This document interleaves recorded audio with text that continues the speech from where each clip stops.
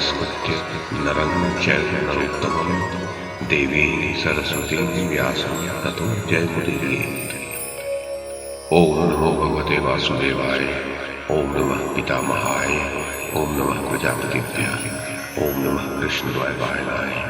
ओम नमः सर्वविघ्नविनायकेभ्यः।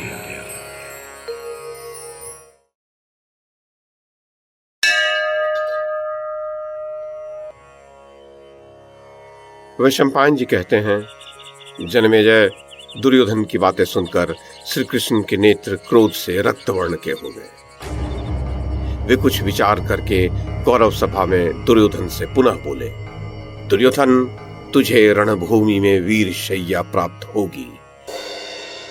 तेरी यह इच्छा पूर्ण होगी। तू मंत्रियों सहित धैर्य पूर्वक रह।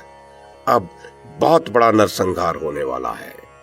मूढ़, तू जो ऐसा मानता है कि पांडवों के प्रति मेरा कोई अपराध ही नहीं है, तो इसके संबंध में मैं सब बातें बताता हूं। राजाओं, आप लोग भी ध्यान देकर सुने। भारत, महात्मा पांडवों की बढ़ती हुई समृद्धि से संतप्त होकर तूने ही शकुनी के साथ यह खोटा विचार किया था कि पांडवों के साथ युद्ध खेला जाए। अन्यथा सदा सरलता पूर्वक व्यवहार करने वाले और साधु सम्मानित तेरे श्रेष्ठ बंधु पांडव यहाँ तुम जैसे कपटी के साथ अन्याय युक्त द्यूत के लिए कैसे उपस्थित हो सकते थे। द्यूत क्रीड़ा तो सत्पुरुषों की बुद्धि का विनाश करने वाला होता है, और यदि दुष्ट पुरुष उसमें प्रवृत्त हो तो उनमें बड़ा भारी क्लेश होता है तथा उन पर सब प्रकार से संकट छा जाते हैं। तूने ही सदाचार की ओर लक्ष्य न रखकर पापासक्त पुरुषों सहित भयंकर विपत्ति के कारणभूत ये द्यूत क्रीड़ा आदि कार्य किए हैं। तेरे सिवा दूसरा कौन ऐसा अधम होगा जो अपने बड़े भाई की पत्नी को सभा में लाकर उसके साथ वैसा अनुचित व्यवहार करेगा जैसा कि तूने द्रौपदी के प्रति स्पष्ट रूप से न कहने योग्य बातें कहकर दुर्व्यवहार किया है।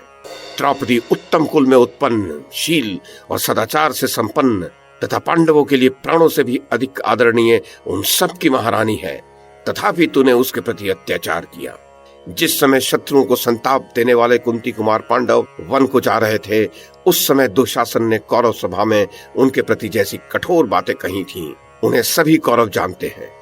सदा धर्म में ही तत्पर रहने वाले लोभ रहित सदाचारी अपने बंधुओं के प्रति कौन साधु पुरुष ऐसा अयोग्य व्यवहार करेगा। दुर्योधन, तूने कर्ण और दुशासन के साथ अनेक बार निर्दयी तथा अनार्य पुरुषों की सी बातें कही हैं। तूने वारणावत नगर में बाल्यावस्था में पांडवों को उनकी माता सहित जला डालने का प्रयत्न किया था, परंतु तेरा वह उद्देश्य सफल न हो सका। उन दिनों पांडव अपनी माता के साथ सुदीर्घ काल तक एक चक्रा नगरी में किसी ब्राह्मण के घर में छिपे रहे। तूने भीमसेन को विष देकर, सर्प से कटाकर और बंधे हुए हाथ पैरों सहित जल में डुबाकर इन सभी उपायों द्वारा पांडवों को नष्ट कर देने का प्रयत्न किया है, परंतु तेरा ये प्रयास भी सफल न हो सका। ऐसे ही विचार रखकर तू पांडवों के प्रति सदा कपटपूर्ण व्यवहार करता आया है। फिर कैसे मान लिया जाए कि महात्मा पांडवों के प्रति तेरा कोई अपराध ही नहीं है। पापात्मन, तू याचना करने पर इन पांडवों को जो पैतृक राज्य भाग नहीं देना चाहता है, वही तुझे उस समय देना पड़ेगा जब रणभूमि में धराशायी होकर तू ऐश्वर्य से भ्रष्ट हो जाएगा। क्रूर कर्मी मनुष्यों की भांति तू पांडवों के प्रति बहुत से अयोग्य व्यवहार करके मिथ्याचारी और अनार्य होकर भी आज अपने उन अपराधों के प्रति अनभिज्ञता प्रकट करता है। माता पिता भीष्म, द्रोण, विदुर सब ने तुझे बार बार कहा है कि तू संधि कर ले, शांत हो जा, परंतु तू शांत होने का नाम ही नहीं लेता। शांति स्थापित होने पर तेरा और युधिष्ठिर का दोनों का ही महान लाभ है, परंतु तुझे ये प्रस्ताव अच्छा नहीं लग रहा। इसे बुद्धि की मंदता के सिवा और क्या कहा जा सकता है। तू हितैषी सुहृदों की आज्ञा का उल्लंघन करके कल्याण का भागी नहीं हो सकेगा। तू सदा अधर्म और अपयश का कार्य करता है।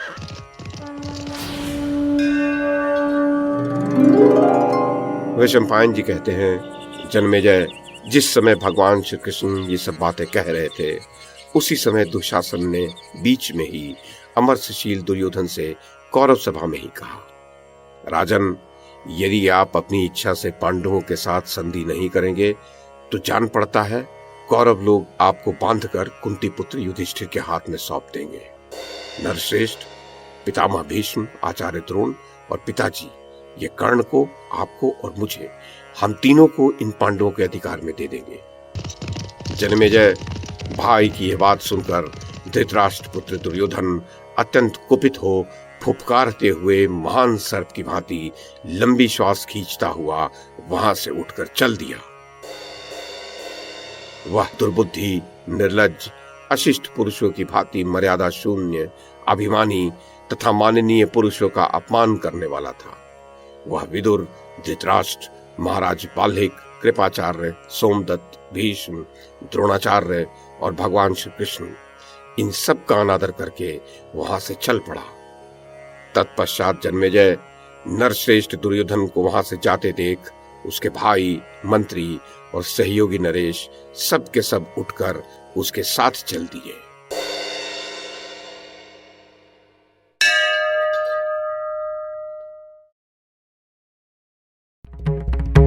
YouTube के माध्यम से महाभारत की कथा को एक श्रृंखला के रूप में प्रस्तुत करने का हमारा यह प्रयास यदि आपको सराहनीय लगा हो तो कृपया इस कड़ी को लाइक और शेयर करें, चैनल को सब्सक्राइब करें और बेल आइकन को दबाएं। साथ में अन्य लोगों को भी देखने के लिए प्रेरित करें। धन्यवाद और नमस्कार।